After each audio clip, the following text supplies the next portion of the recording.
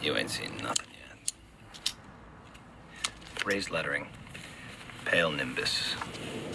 White. Impressive. Very nice.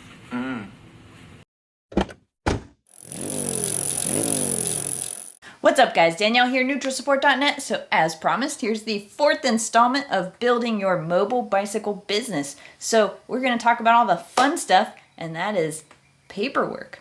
So the paperwork side of things is always boring and nobody wants to deal with it, but you need to deal with it to have a successful business, and nobody really addresses how to do that stuff. So we're going to give kind of an overarching coverage of how to get your business formed, how to get your accounts, the insurance you need, all the good stuff. So bear with me. It's not going to be as fun, but there will be fun parts, I promise. So just, turn it on and go take a shower. Do whatever you're going to do. For those who do need it, hopefully this will help you out, because I navigated a lot of these waters already. And, if you have a little help, you can do it a lot quicker than I did and get there way sooner. So here's the gist. So the first thing seems pretty obvious, right? To be a business, you have to be a business. So you need to form into something, either an LLC or a corporation. A lot of people choose LLC because it's easy. You can do something like go to LegalZoom. You can go over to Zen Business. I've found that Zen Business is a little bit cheaper, maybe a little faster than LegalZoom, and results the same. You end up with a business.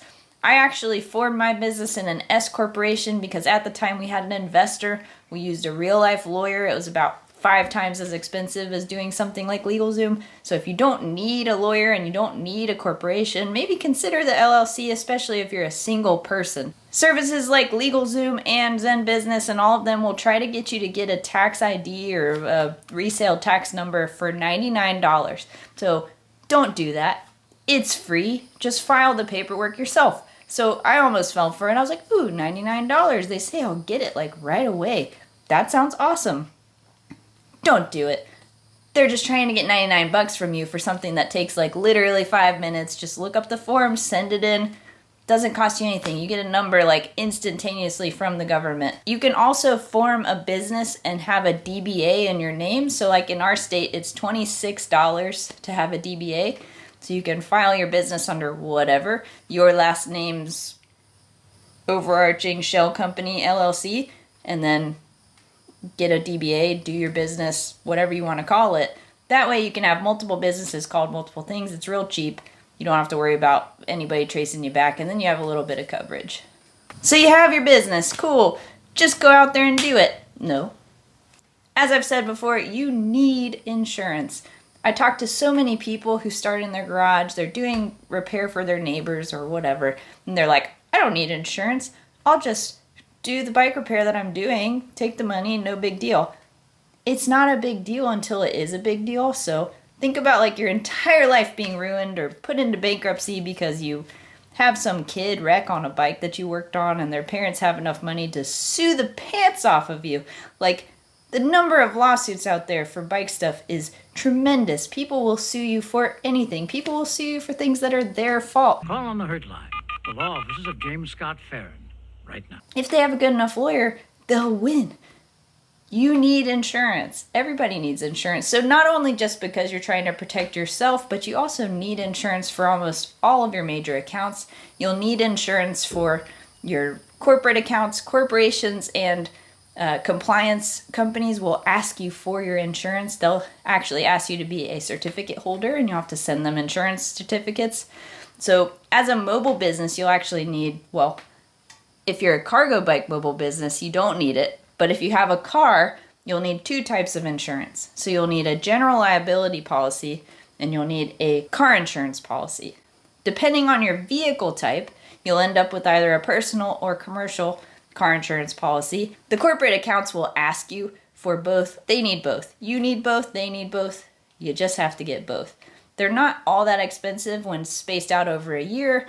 I don't want to throw out like an exact number just in case I'm getting some kind of sweet deal, but I will say I pay less than my house payment on insurance per year. So insurance is not going to set you back any more than you're already making. If you're not making enough to cover your insurance, you should probably really consider whether you should be in business. When you do get that insurance, like my coverage, for example, is I think $2 million per incident in liability, and and just the regular coverage, the minimum coverages for my commercial vehicle. The reason why you have to have so much liability insurance, or the reason why I do anyway, is because when the corporate accounts contact you, they actually have very high insurance requirements for their vendors. That's mostly because their vendors are things like massive multi-million-dollar landscaping companies. The contracts they have with them are like $6 million. So they need to have a bigger insurance policy because the work that they're doing is much larger than probably the work that you're doing. So in those cases, sometimes companies are approaching me.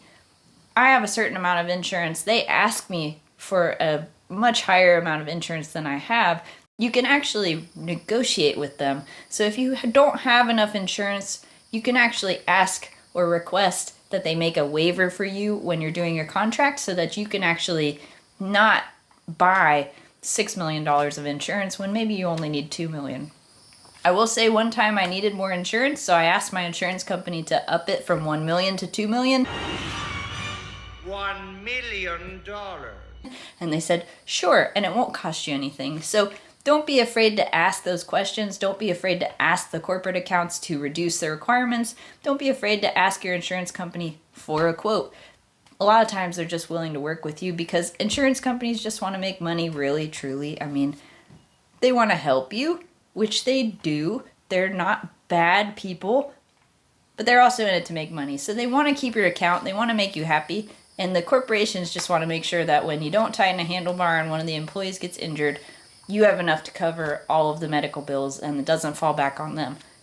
It'll never happen because you're such a good mechanic that you'll never do that. So it's okay. But you do have to have the insurance to prove to them that you're serious enough that you'll never do it. Who should you get insurance from? So I actually looked around. I got insurance from somebody in the beginning. It was...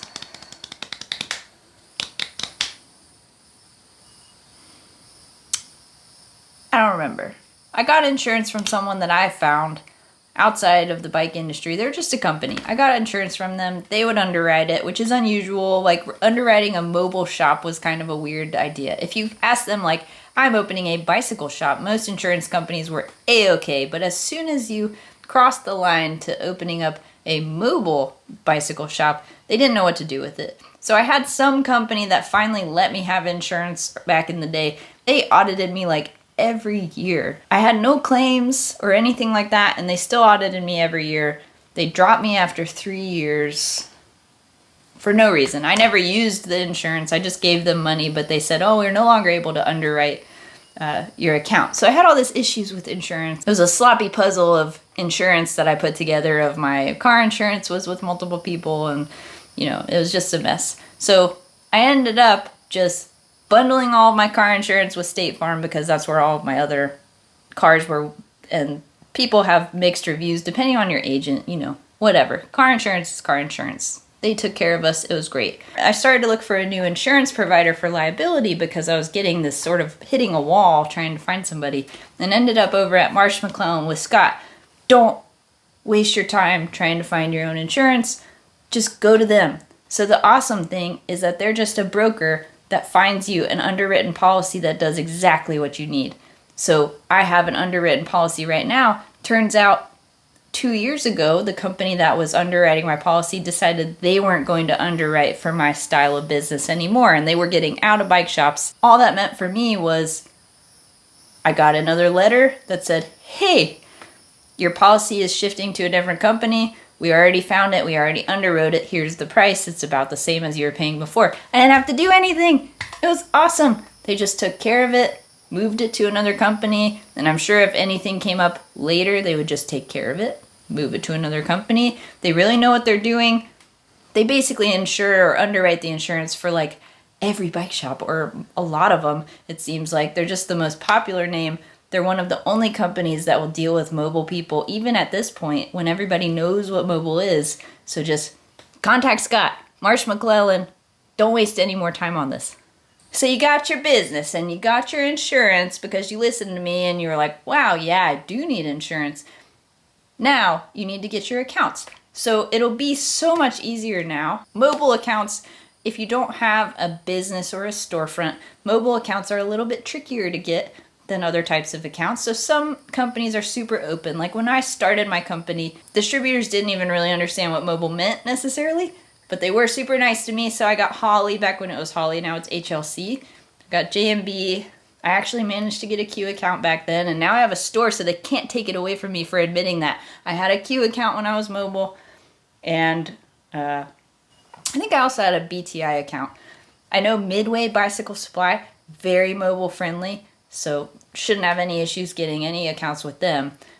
You just approach these companies, you say, hello, I'd like to open an account. Could you send me the application? And then you submit the application and see what happens. Most accounts these days, or most distributors, have a mobile pathway that they expect you to travel. Now, QBP is a good example. They created a mobile pathway that has certain limitations that some people can't make, like being able to stand up in the vehicle that you drive around to work in. If you can't stand up and work in it, they claim, how could you ever work in the weather? It's basically just a way to limit the type of mobile people who can have an account there to only the people who are wealthy enough to have a vehicle that's tall enough to stand up in. That's sort of their backdoor, how they control the level of mobile people that they support or whatever. It's their prerogative. You don't necessarily need them. You don't need Q. You don't really need most of these people. There are plenty of accounts that'll be friendly to you. You can open them up, get all the parts you need. You can get a lot of direct accounts too.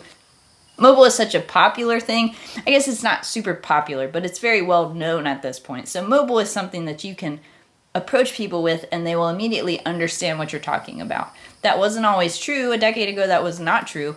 Now it is. So if you approach these companies, you'll be able to get accounts, but only if you have all your documentations. Now, another barrier that some companies will give you is a commercial shipping address. So the way that you get a commercial shipping address, if you don't have one just off the bat, is you get a PO box at a UPS store. So technically the shipping address will be a box inside of a commercial shipping address, which is awesome. They'll receive all your packages for you. The address will qualify for all of these accounts. No one will be any wiser, and there's always somebody to receive your packages. Now, if your packages are really large, most UPS stores are pretty small. They will keep your packages, but keep in mind that they do keep them mostly just on the floor in the room. So they do like it if you come pretty frequently to get them. So when we were in transition between our shop and our other shop, I used a UPS store PO box, and boy, were they happy when I showed up, because there was always just stacks and stacks and towers of boxes just waiting for me. But they never let me know that it was a bad thing. They just took care of it, took care of signing for my stuff, and they were great. So that is the way to get around it if you can't just have a commercial shipping address. You have a business, you have insurance, you have accounts. So you also need a business bank account.